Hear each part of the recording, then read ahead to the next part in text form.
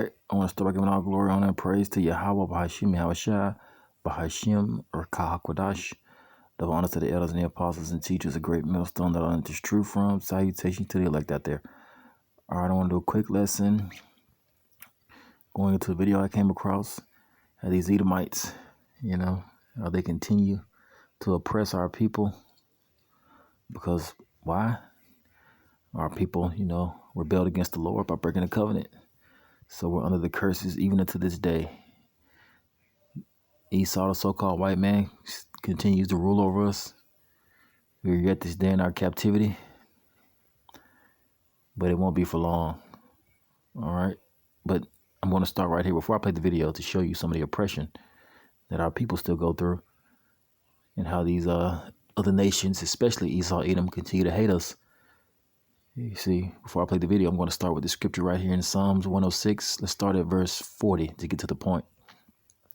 It says, "Therefore was the wrath of the Lord, whose name is Yahweh, kindled against his people the Israelites, insomuch that he abhorred his own inheritance."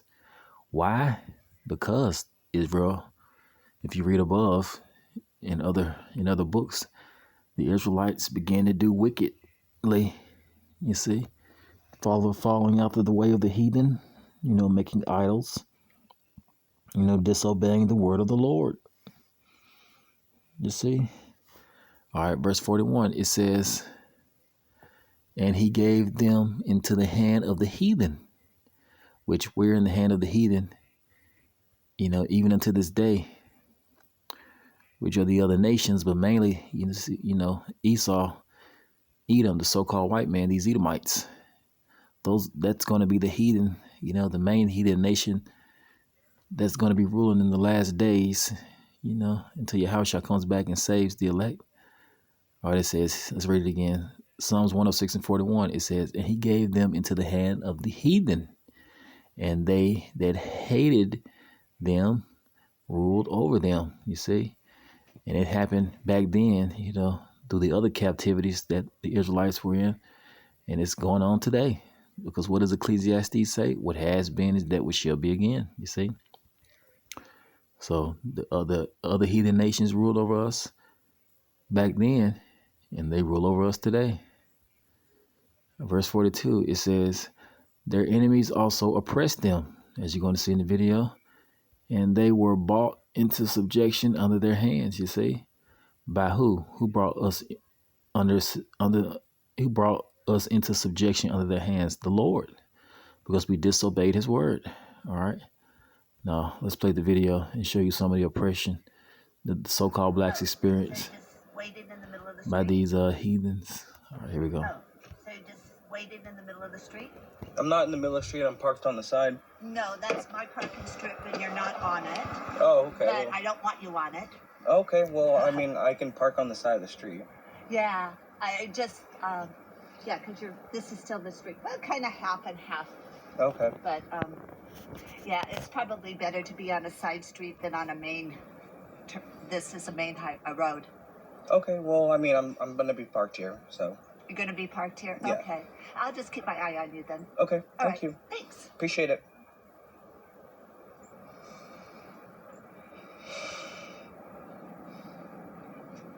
Wow. That is just, I can't believe it. Wow. Wow.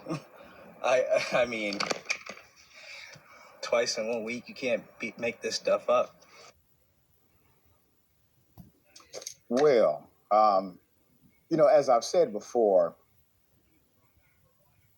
show me a Karen that's actually afraid of a black male, because I have not seen it. True.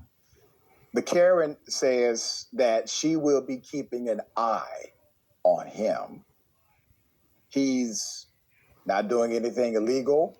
He was extremely courteous. Big ups to the level of respect he showed an individual when, frankly, he doesn't have to answer any question whatsoever.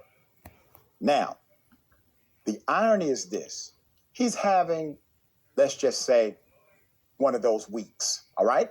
It wasn't his first time during that 1 week where he experienced racism. Here it is. I'm here at the DoubleTree here in SeaTac, Washington.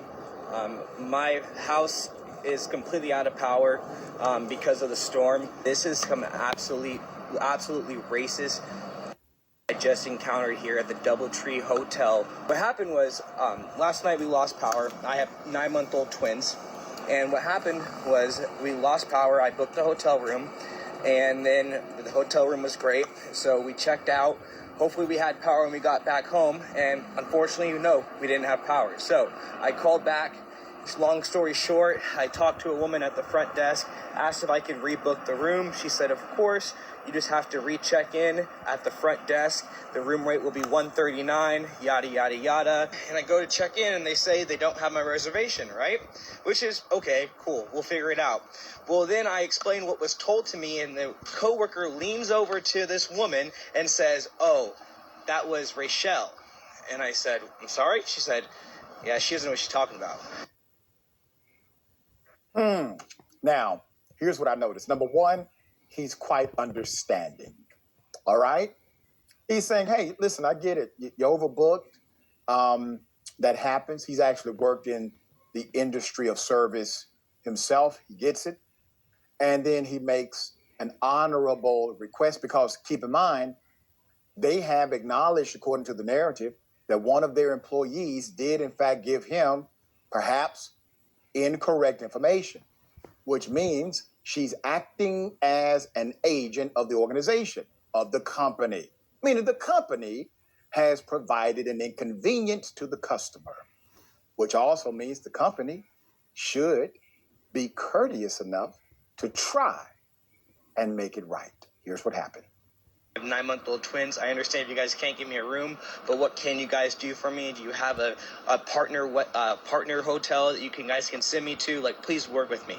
And as a black man, I really felt like this is where it really took to a racist turn. When I asked to speak with the manager, they said, oh, the manager's over there. You can go talk to her.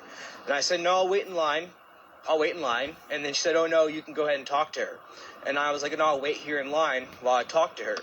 20 minutes passed, and then some woman comes out the front, doesn't acknowledge me, just stands and says, what can I do? And I explain, I say, are you the manager? She said, yes, I'm one of the managers.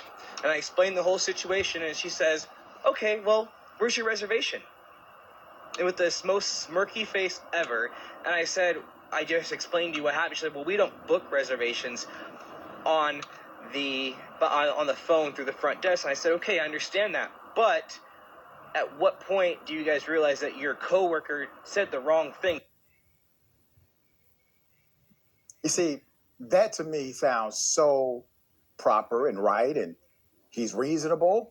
He just requested, listen, you have a partner hotel. Typically they do. They have individuals they work with, companies they work with. They can coordinate when things like this happen. He didn't cite that anything was racist because somebody got it wrong. Somebody may have gotten it wrong on the phone. He said it was the way he was treated after it was acknowledged that one of the employees perhaps got the information wrong and translated it to him. He is inconvenienced, obviously. He has come back to the hotel. He has twins, and nobody wants to provide a reasonable solution to the dilemma. And once again, the irony is this all happened within a week of each other. All right. So, dear brother, you are very respectful. Young man, I hope that your weeks ahead are much more bright. All right, Sharon. Yeah, as you can see, these heathens continue to oppress us even to this day. That's why I say to you Israelites out there, you so-called blacks, Hispanics, and Native Americans, turn to the Lord before it's too late. Make no tarrying. Make no tarrying. All right, I'll end the lesson here. All praises to Yahweh Shem Yahushua B'Shem Kakwadash. All right, Shalom.